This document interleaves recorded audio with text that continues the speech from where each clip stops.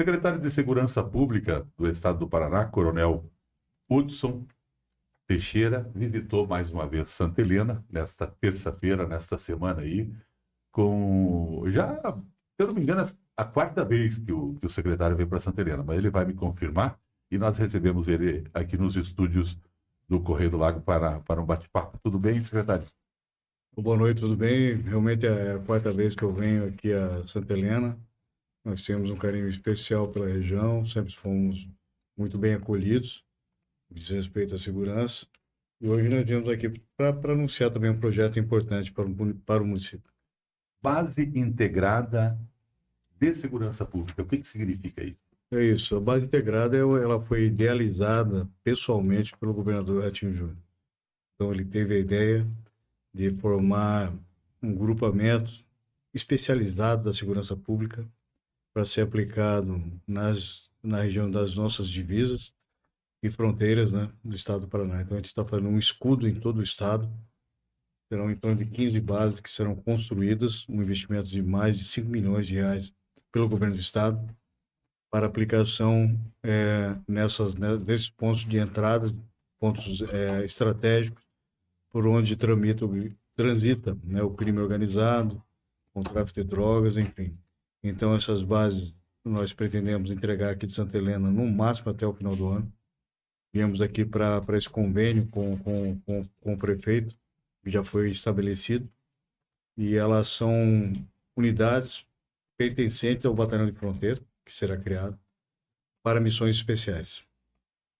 Secretário, com relação a esse projeto aqui em Santa Helena, sendo uma dessas 15 bases aí, o que cabe ao Estado, o que cabe ao município, que ficou acordado mais ou menos, e se é tudo parecido nos outros lugares, ou Santa Helena tem algum diferencial? Olha, é semelhante aos outros municípios que foram escolhidos estrategicamente pela análise de rota de fuga, também pela projeção.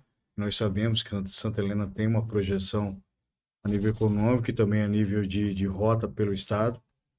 O Estado vai entrar com o efetivo policial, vai entrar, obviamente, né?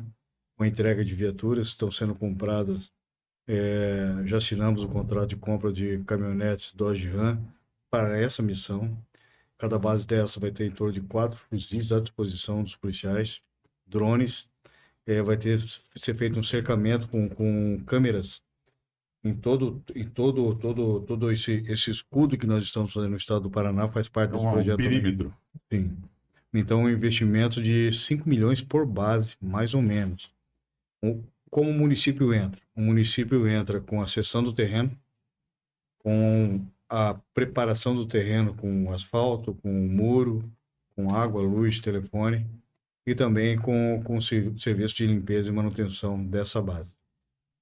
Secretário, a questão da inteligência, nós vimos essa semana aqui um rastreamento e pegaram um pessoal que estava fugindo com um calor, né? Um calor.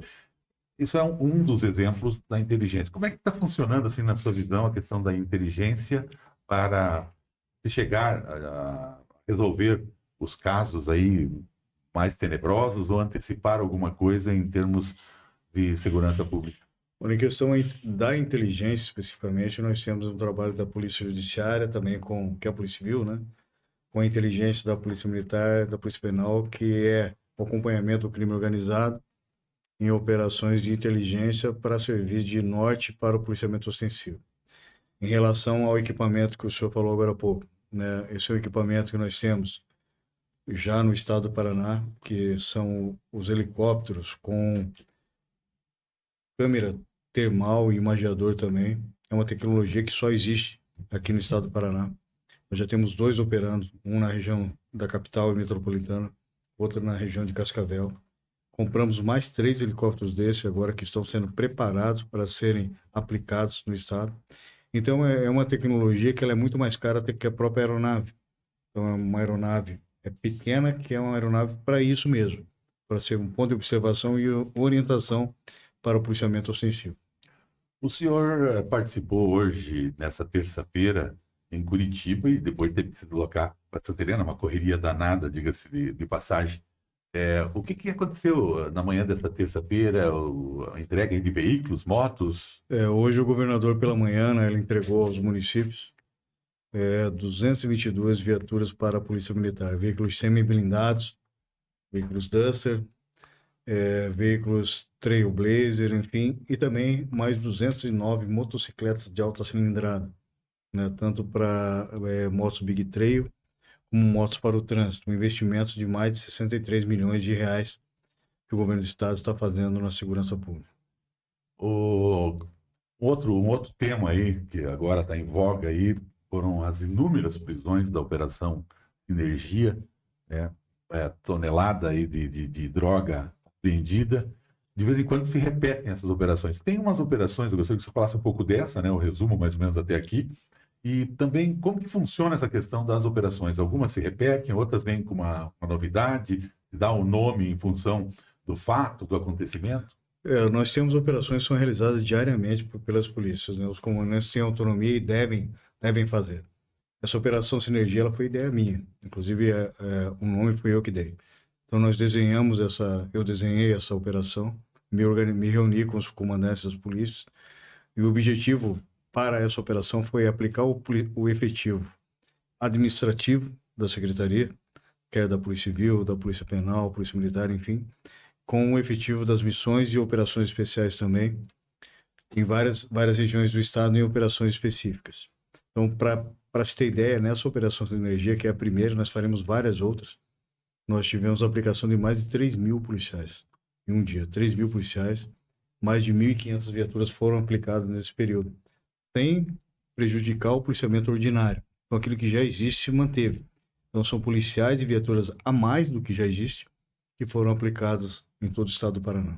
O senhor colocou o nome de sinergia. Sinergia, a raiz da palavra aí quer dizer que quando duas pessoas ou mais, ou dois entes se reúnem para resolver a mesma coisa. Então, pensando na união sim, a união de esforços, polícias, das forças de segurança. Sim, a união de esforços, né, de todas as forças de segurança. Nós trouxemos, obviamente, a convite às guardas municipais do município para participar também. Convidamos a Polícia Rodoviária Federal, mas não se fez presente, mas foi convidado.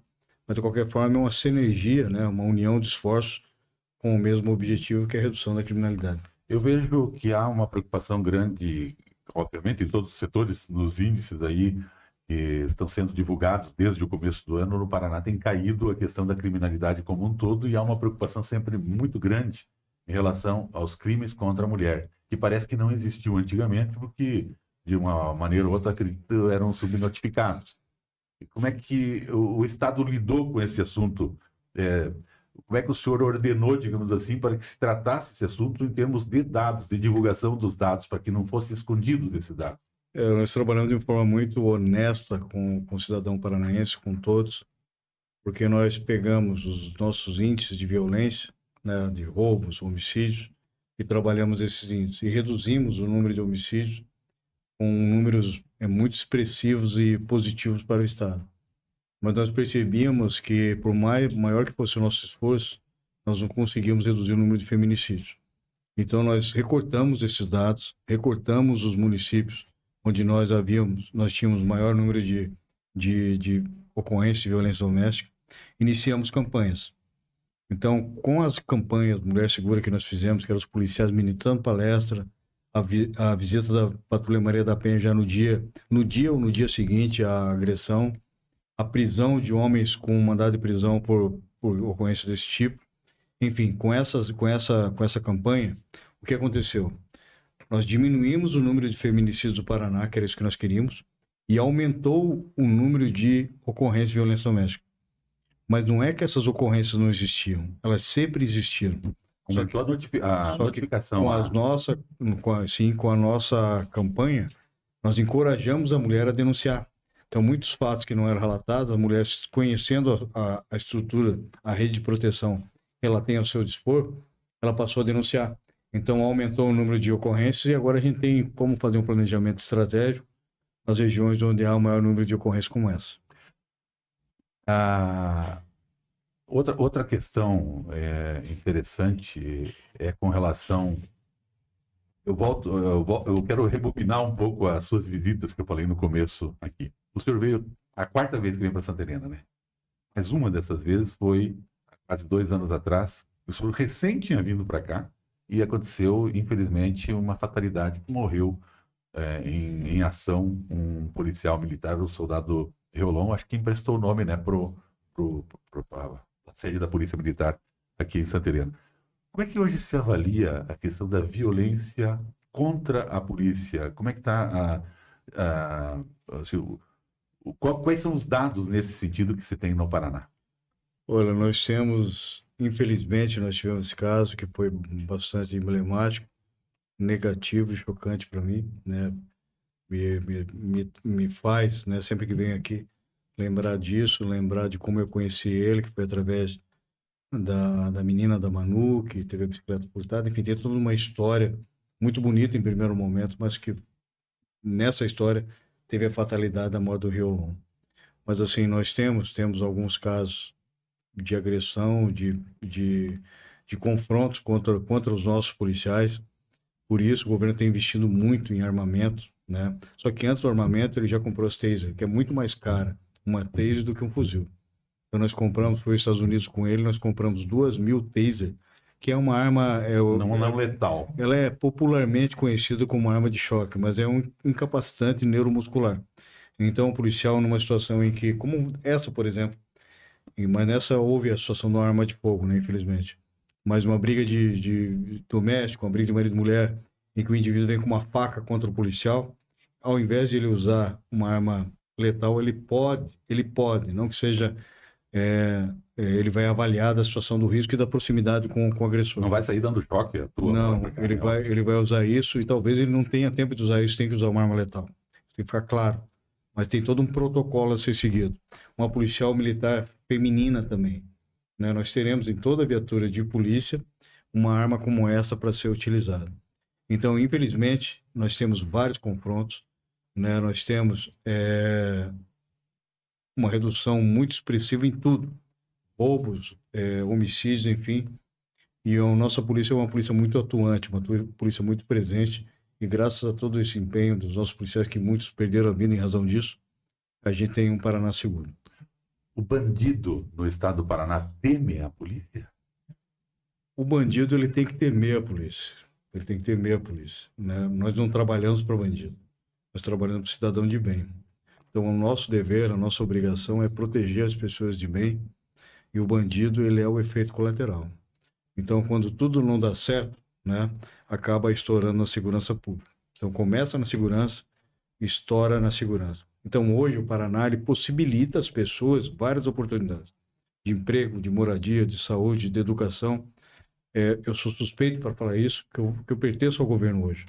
Mas as pessoas têm oportunidade de emprego e mesmo assim cometem delito. Então, o bandido ele tem que respeitar, sim, a polícia. A polícia trabalha muito, prende muito. Infelizmente, eu até copio a fala do governador hoje cedo. O problema não é o prender, o problema é soltar. Então, as nossas leis são muito brandas, né? As audiências de custódia são muito... possibilitam a saída de marginais, pessoas que já foram presas por feminicídio e acabam reincidindo nesse crime. Mas, infelizmente, também o juiz também tem que cumprir a lei. Então, o que tem que se mudar são as leis. Para terminar nossa entrevista, eu sei que o senhor já falou sobre isso, se eu não me engano, na primeira vinda para Santa Helena, mas o nosso público, grande público, cada vez se renova e também muita gente acompanhando através das mídias sociais, dos sites, tanto do Correio do Lago, de Fonte Extra e os outros que trocam figurinhas conosco aqui. Muita gente que acompanha não sabe da história do secretário. O senhor tem uma história de vida, né? Uma história difícil de vida quando criança. E de que forma essa história, se o senhor quiser ficar à vontade para contar um pouquinho, resumir, e de que forma essa história lhe, digamos assim, direciona na sua ação de comandante da segurança do Paraná? Olha, é uma história que ela não é uma história de vitimismo, nem com o intuito de ser dramático. Uma história que me fez forte, né? Me fez ser o que sou hoje. Infelizmente, vem de uma fatalidade, né? Vem da morte do meu pai, no dia 29 de abril de 1975. Ele foi vítima de um latrocínio, onde com 27 anos de idade, ele levou um tiro no peito e morreu e caiu sobre o meu berço. Nossa família muito humilde. Minha mãe trabalhou de diarista para sustentar eu e a minha irmã, eu tinha 4 anos e minha irmã tinha 2 anos. E ao longo da minha vida, né, por isso que hoje é muito importante para mim, que eu sei o que é você passar a vida sem um pai para você dar o presente do Dia dos Pais. Eu sei o que é passar fome da sua mãe comprar um ovo, por exemplo, e ter que dividir esse ovo entre os 2 filhos pequenos porque não tinha condição de manter. Então, a gente sabe disso.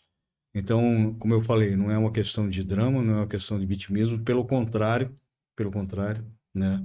Nós fomos uma família forte. Eu tive uma mãe que foi muito guerreira em nos sustentar, a minha irmã e ao meu irmão, e fez eu entender. Eu sei o que é uma vítima. Eu sei qual é a diferença de você tirar uma arma da rua. Eu sei qual é a diferença de quando furta uma bicicleta. É uma bicicleta, mas a bicicleta é o único meio de locomoção que aquela pessoa tem. Então, isso para mim é fundamental, né? Eu não vejo números, eu não vejo 30% de redução de homicídios. Eu vejo desses 30%, várias pessoas, várias famílias foram salvas, né? Vários meninos como eu têm seus pais hoje, né, para passar o Natal, o Ano Novo, o Dia dos Pais, graças à ação das polícias. Então eu vejo dessa forma e é por isso que eu não seria outra coisa na minha vida que não policial. Muito obrigado, Coronel Hudson, por vir aqui atender o nosso convite e retransmitir aí as coisas que estão acontecendo em prol da segurança do Paraná e também se dispor a contar um pouquinho da sua história de vida, né? Que a nossa vida não consegue se desenlaçar da nossa atividade, seja em qual função que for. Muito obrigado. Eu agradeço pela oportunidade.